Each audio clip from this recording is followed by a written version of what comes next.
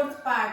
Third part में हमने किलेबंदी और सड़कें, राजकीय केंद्र में महानवमी डिब्बा और राजा का महल और सभा मंडप, ये सारी चीजें हमने की थी। इसके अलावा भी विजयनगर साम्राज्य का जो राजकीय केंद्र है उसमें और भी बहुत सारी संरचनाएं मिली है। जैसे कि यहाँ पर एक महल मिला है जिसे नाम क्या दिया है, कमल महल यानी कि लोटस महल। अब इसको नाम किसने दिया, ये 19वीं शताब्दी के जो अंग्रेज यात्री आए उन्होंने इसे क्या नाम दिया, कमल महल नाम दिया। मैकेंजी यानी कि जो हमने चैप्टर की स्टार्टिंग में पढ़ा था, कर्नल कोलिन मैकेंजी, उनका ये कहना है कि यह एक परिषदीय सदन है। परिषदीय सदन का मतलब है कि यहाँ पे राजा अपने परामर्शदाता मतलब जो उसे सलाह देते हैं यानी कि सलाहकार, राजा अपने सलाहकारों के साथ यहाँ पे मिलता था, बातचीत वगैरह करता था। कहाँ पर, कमल महल में। ये जो भवन था इसमें वो बातचीत वगैरह किया करते थे, ये सारी चीजें यहाँ पे होती थी। इसके अलावा यहाँ पर एक और संरचना मिली, यहाँ पर मिला है एक मंदिर। ये मैं फिलहाल राजकीय केंद्र की बात कर रही हूँ। यहाँ पर एक मंदिर भी मिला है जिसे क्या नाम दिया है, हजार राम मंदिर। अब ये जो हजार राम मंदिर है ये माना जाता है कि इसमें राजा और राजा का परिवार ही पूजा अर्चना कर सकते थे, कोई और पूजा अर्चना नहीं कर सकता था। इसके अलावा जैसे कि मैंने आपको पहले बताया था कि यहाँ पे आक्रमण हुआ था, कब हुआ था, 1565 को हुआ था यहाँ पे आक्रमण। तो जब इसमें आक्रमण हुआ था तो हर एक चीज को इसमें लूट लिया गया था। जब लूट लिया गया तो हजार राम मंदिर है, इसकी भी कुछ मूर्तियां, ये वाली सारी चीजें इसमें लूट ली गई थी। तो बहुत सारी ऐसी चीजें हैं जो हमसे अभी भी अछूती है, लेकिन कुछ कुछ जानकारी हमें मिलती है। अब यहाँ की मूर्तियां तो लूट ली, लेकिन जो यहाँ की दीवार है, दीवार पे कुछ रामायण के दृश्यांश उत्कीर्ण किए हुए हैं, यानी कि रामायण के कुछ चित्र है वो उस दीवार पर बनाए हुए, उत्कीर्ण किए हुए हैं। तो उससे भी हमें बहुत सारी जानकारी मिलती है, लेकिन बहुत सारी जानकारी ऐसी है जो हमसे अभी भी अछूती है। तो ये सारा हमने अभी पढ़ा राजकीय केंद्र के बारे में। राजकीय केंद्र अब हमारा कंप्लीट हो गया। उसके बाद में सेकंड पॉइंट आता है हमारा धार्मिक केंद्र। अब नाम से ही पता चल रहा है धार्मिक। धार्मिक चीजों के बारे में यहाँ की क्या मान्यताएं थी, मंदिरों के बारे में, मंदिरों में क्या चीज विशेष थी, इसके अलावा यहाँ के प्रमुख मंदिर कौन से थे उनके बारे में हम इसमें सारी चीज डीपली पढ़ेंगे। अब धार्मिक केंद्र है तो इसमें मान्यताएं जरूर होंगी। तो यहाँ पे दो मान्यताएं पाई जाती थी। आप ध्यान दें, पहली मान्यता तो ये थी कि जो तुंगभद्रा नदी है उसके आसपास में जो पहाड़ियां हैं, जो चट्टानें हैं, उन्होंने क्या किया था, बाली और सुग्रीव के वानर राज्य की इन्होंने क्या की थी, रक्षा की थी। अब ये बाली और सुग्रीव कौन है, बाली और सुग्रीव अगर आपने रामायण देखी है या फिर अगर आपने रामायण पढ़ी है तो उसमें दो पात्र आते हैं, बाली और सुग्रीव। इनका क्या था, इनका एक वानर राज्य था, उसकी रक्षा किसने की थी, उसकी रक्षा तुंगभद्रा नदी के जो आसपास में पहाड़ियां हैं उन्होंने इनके राज्य की रक्षा की थी। अब सेकंड मान्यता ये आती है कि यहाँ की जो मातृ देवी थी, पंपा देवी, इन्होंने यहाँ पे क्या की थी, तपस्या की थी। तब किया था किस कारण से, भगवान विरूपाक्ष से विवाह के लिए। भगवान विरूपाक्ष से विवाह के लिए यहाँ की जो मातृ देवी है पंपा देवी, इन्होंने तपस्या की थी। कहाँ की थी, तो जो तुंगभद्रा नदी है उसके आसपास में जो पहाड़ी है वहां पे इन्होंने तपस्या की थी। अब एक यहाँ पे नया वर्ड आया है, विरूपाक्ष। विरूपाक्ष है वो शिव के रूप माने जाते हैं, विरूपाक्ष भगवान शिव के रूप माने जाते हैं। और इन मंदिर भी है एक विरूपाक्ष मंदिर। अब इनका विवाह आज तक विरूपाक्ष मंदिर में धूमधाम से बनाया जाता है, इनका विवाह अच्छी तरह से करवाया जाता है। अब यहाँ की दो मान्यताएं थी, एक बाली और सुग्रीव की और एक पंपा देवी की तपस्या की। ये दो मान्यताएं हमने पढ़ ली है। अब इसके बाद में आती है मंदिर।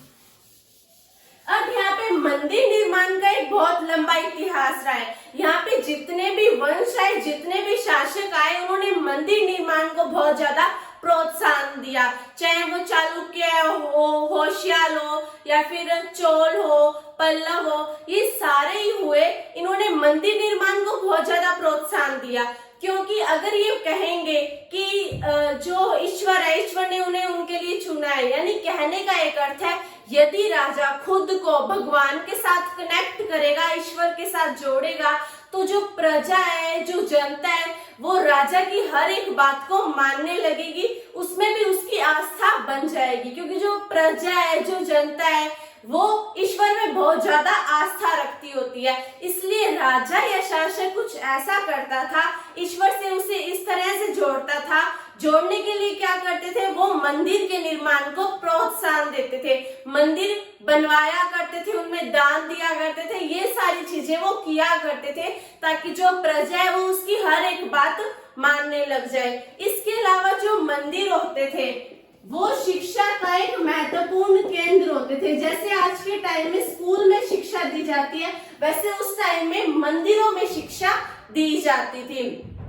तो मंदिर के इतने बड़े प्रभाव के बारे में हमने अभी तक पढ़ लिया है। इसके अलावा जो विजयनगर साम्राज्य है, यहाँ के जितने भी शासक थे, वो भगवान विरूपाक्ष की ओर से शासन करने का दावा करते थे, यानी कि विरूपाक्ष से खुद को कनेक्ट करते थे। अब ये हमें चीज कैसे पता चलती है, ये पता चलती है यहाँ के आदेश जारी किए थे उनसे। अब अगर कोई आदेश जारी करेंगे तो उसमें कुछ ना कुछ तो लिखेंगे। तो सबसे पहले क्या लिखा होता था, सबसे ऊपर लिखा होता था श्री विरूपाक्ष। वो किस लिपि में लिखा होता था, कन्नड़ लिपि में लिखा होता था श्री विरूपाक्ष। अब इससे हमें ये पता चलता है कि यहाँ के जो शासक थे वो विरूपाक्ष की ओर से शासन करने का दावा किया करते थे। तो इसमें हमने क्या पढ़ा, मंदिर पढ़ा, और इसके अलावा हमने यहाँ की मान्यताएं पढ़ी। अब मंदिर में एक प्रमुख चीज पाई जाती थी, वो कौन सी थी, मंडप और गोपुरम। गोपुरम क्या होता है, गोपुरम एक तरह से होते हैं प्रवेश द्वार।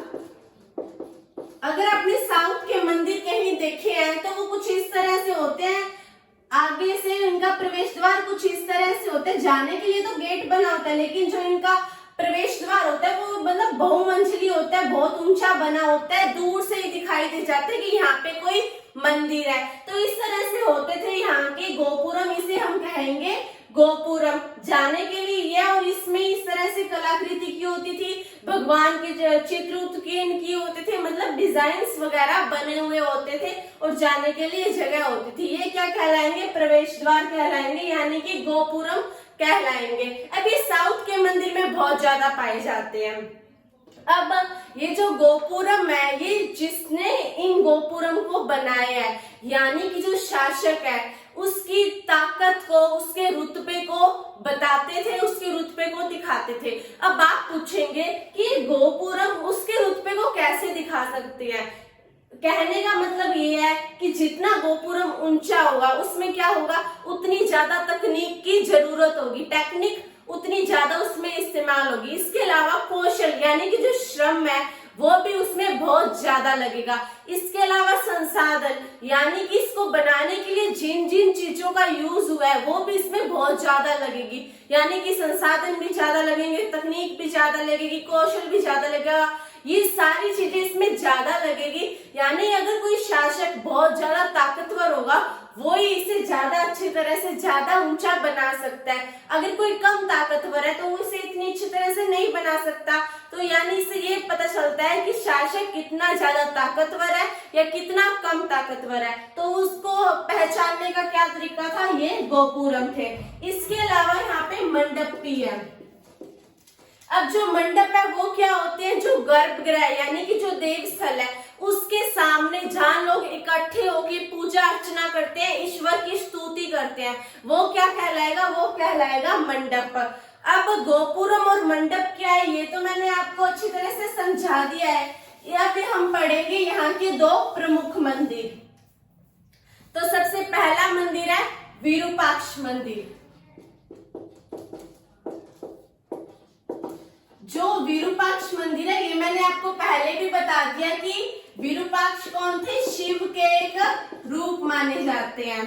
विरूपाक्ष मंदिर यहाँ तक कि जो विजयनगर साम्राज्य उससे भी बहुत पहले का था। विजयनगर साम्राज्य की स्थापना कब हुई, 1336 ईस्वी में हुई थी, यानी 1336 ईस्वी से भी पहले का बना हुआ था ये विरूपाक्ष मंदिर, लेकिन ये थोड़ा छोटा था साइज में। अब जैसे ही विजयनगर साम्राज्य की स्थापना होगी तो इसका आकार धीरे धीरे बड़ा होने लग गया, ये और ज्यादा विशाल होने लग गया। कौन सा मंदिर, विरूपाक्ष मंदिर। अब ये माना जाता है कि इसका जो मुख्य मंदिर है, यानी कि जो देव स्थल है, उसके सामने वाला जो मंडप है उसका निर्माण किसने कराया था, उसका निर्माण कराया था कृष्णदेव राय ने अपने राज्यारोहण के टाइम में। राज्यारोहण का टाइम मतलब जब वो गद्दी पे बैठे थे, यानी कि जब वो राजा बने थे, तब कृष्णदेव राय ने जो मंदिर है उसके सामने वाला मंडप है उसका निर्माण कराया था। इसके अलावा ये भी माना जाता है कि जो पूर्वी गोपुरम है, पूर्वी गोपुरम है, उसका निर्माण भी किसने करवाया था, उसका निर्माण भी करवाया था कृष्णदेव राय ने। वापिस से समझा देती हूँ कि जो मंदिर है, देवस्थल है, उसके सामने वाला मंडप है उसका निर्माण कराया था कृष्णदेव राय ने अपने राज्यारोहण के टाइम में, और जो पूर्वी गोपुरम है उसका निर्माण भी कृष्णदेव राय ने ही करवाया था। इसके अलावा यहाँ पे बहुत ज्यादा सभागार मिलते हैं।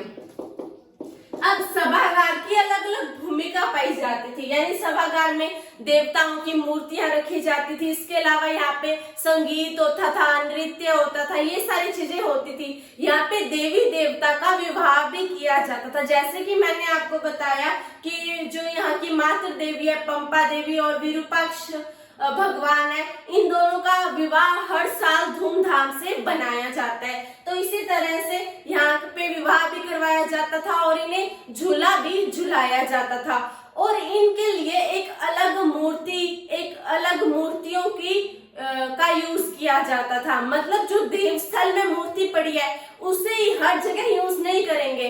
अब झूला झुलाने तो उसके लिए अलग मूर्ति यूज करेंगे, विवाह करवाने तो उसके लिए अलग मूर्ति यूज करेंगे। इस तरह से अलग अलग मूर्तियां बनी हुई होती थी। तो यहाँ पे हमने पढ़ा विरूपाक्ष मंदिर के बारे में। उसके बाद में हमारा नेक्स्ट पॉइंट आता है विठल मंदिर। अब ये जो विठल देवता है,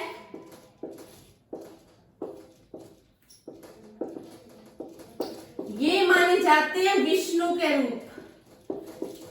मैंने आपको बताया था जो विरूपाक्ष भगवान है वो किसके रूप है, शिव के रूप है, लेकिन जो विठल देवता है वो किसके रूप है, विष्णु के रूप है। और पहले इनकी पूजा महाराष्ट्र में की जाती थी, लेकिन बाद में इनकी पूजा कहाँ भी होने लगी, कर्नाटक में भी होने लगी। अब पहले इनकी पूजा महाराष्ट्र में थी, बाद में इनकी पूजा कर्नाटक में भी होने लगी। इससे ये पता चलता है कि जो विजयनगर साम्राज्य के लोग थे उन्होंने आसपास की संस्कृति, आसपास के धर्म, वहां के रीति रिवाज को भी अपनाया था। क्योंकि पहले इनकी पूजा महाराष्ट्र में होती थी, बाद में लोगों को पता लगा ये भी कोई देवता है, इन्होंने इनको भी मानना स्टार्ट कर दिया, इनमें भी ये आस्था रखने लगे। तो धीरे धीरे इनकी पूजा यहाँ पर भी होने लगी, कर्नाटक में भी होने लगी। जिस तरह से जो विरूपाक्ष मंदिर है उसमें सभागार पाए गए, इसी तरह से जो विठल मंदिर है उसमें भी सभागार पाए गए हैं। लेकिन इसके अलावा यहाँ पे एक बहुत दर्शनीय चीज पाई गई है, वो है यहाँ का रथ मंदिर। नाम से ही पता चल रहा है कि ये रथ के आकार का है, रथ मंदिर। और यहाँ पे एक और अलग चीज है कि जैसे ही हम गोपुरम से अंदर प्रवेश करते हैं, यानी कि हम प्रवेश द्वार से हम जैसे ही प्रवेश करते हैं तो यहाँ पे जो सड़क आती है वो पत्थरों के टुकड़े की बनी हुई सड़क है, और आसपास में यहाँ पे क्या बने हुए हैं, यहाँ पर बने हुए हैं, यहाँ पे स्तंभ बने हुए हैं। और इसके बीच में यानी कि इस वाले इलाके में जो व्यापारी है वो अपनी दुकानें लगाया करते थे ताकि उनकी बिक्री अच्छी हो। कोई भी मंदिर देखने आए तो उनकी दुकान से वो सामान खरीद ले। वापिस से समझा देती हूँ, जैसे ही गोपुरम से अंदर प्रवेश करेंगे तो ये जो सड़क है ये किसकी बनी हुई है, पत्थर के टुकड़ों की बनी हुई, इसके आसपास में स्तंभ बने हुए हैं और स्तंभ के बीच में जो खाली जगह है वहां पे व्यापारी अपनी दुकानें लगाया करते थे। इसके अलावा ये हमारा चैप्टर लगभग कंप्लीट हो गया है, लेकिन थोड़ी चीजें अभी भी रहती है, जैसे कि इसका संरक्षण कौन करता था, कौन करता है, ये सारी चीजें अभी हमारे द्वारा पढ़नी रहती है। तो भारतीय पुरातात्विक सर्वेक्षण विभाग इसका पहले संरक्षण करता था और साथ ही साथ कर्नाटक पुरातात्विक तथा संग्रहालय विभाग ये इसका संरक्षण करते थे। लेकिन 1976 के बाद में क्या हुआ, इसे राष्ट्रीय महत्व का स्थल घोषित कर दिया गया। पहले कौन करता था, भारतीय पुरातात्विक सर्वेक्षण विभाग और कर्नाटक पुरातात्विक और संग्रहालय विभाग। फिर 1976 में इसे राष्ट्रीय महत्व का स्थल घोषित कर दिया गया। ये आपने इंपॉर्टेंट लाइन याद करनी है, इसे राष्ट्रीय महत्व का स्थल कब घोषित किया गया। अब जैसे कि हमने अभी विजयनगर साम्राज्य के बारे में पढ़ा है, तो इसमें बहुत सारी चीजें हैं जो अभी तक हम नहीं जान पाए हैं। किस कारण से, यानी इतने लंबे टाइम तक कई चीजें नहीं रह पाती, जैसे कि लकड़ी की चीजें वो नष्ट हो जाती है, इस कारण से वो इतने लंबे टाइम तक नहीं रह पाती, तो उनका हमें अनुमान लगाना पड़ता है। और इसके बारे में जानने के लिए मानचित्र बनाना बहुत ज्यादा जरूरी था। तो पुरातत्वविदों ने सबसे पहले क्या किया, मानचित्र बनाया। मानचित्र किस तरह से बनाया, जो विजयनगर साम्राज्य है उसे टोटल 25 वर्गाकार भागों में डिवाइड कर दिया। जैसे कि इस तरह से मैं आपको करके दिखा देती हूँ।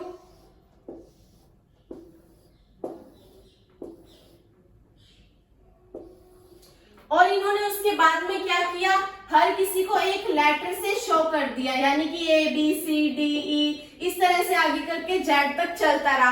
अब इतना ही काफी नहीं था, इन्होंने जैसे कि A को उठाया, A के भी आगे बहुत ज्यादा इन्होंने टुकड़े कर दिए इस तरह से, इसके ऐसे कर दिया AB AC AD, इस तरह से इसके आगे AZ तक टुकड़े कर दिए।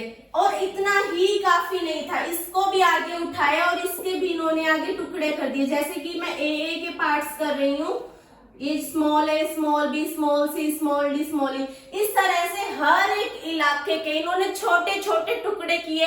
हर एक चीज को इन्होंने बारीकी से दर्शाने की कोशिश की ताकि इसके बारे में ये अच्छी तरह से पता लगा सके। तो इस तरह से हमारा जो विजयनगर साम्राज्य है वो कंप्लीट हो गया है। मिलते हैं नेक्स्ट वीडियो में, देखने के लिए धन्यवाद, थैंक यू।